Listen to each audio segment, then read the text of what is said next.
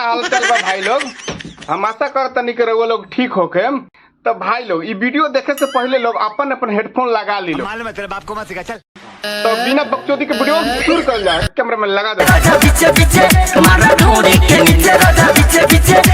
Cameraman का मारे का कहता रे? लाल मारे के कहता बात क्या सुनी? कुछ भी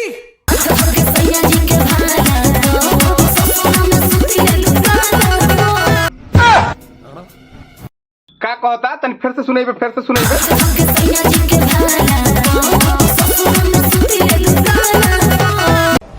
कौन भाला पर हाथ डाल कर सुते का कहता है कैमरामैन? लड़ावा भाई साहब कुछ ज्यादा नहीं हो गया ये? माया लागता है सैया साया हमारा खोले में।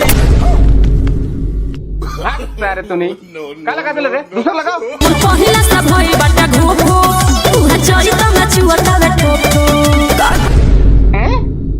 तो भाई लोग वो लोग वीडियो देख के क्या लगा था जाके नीचे कमेंट करके बताई था। अगर चैनल पर हमारा नया हो तो चैनल के सब्सक्राइब कर दे और वीडियो अच्छी लगे तो वीडियो को लाइक भी कर दे। मिला तो नहीं कोनो और वीडियो में, तब तक बाय बाय, टेक केयर, जय हिंद।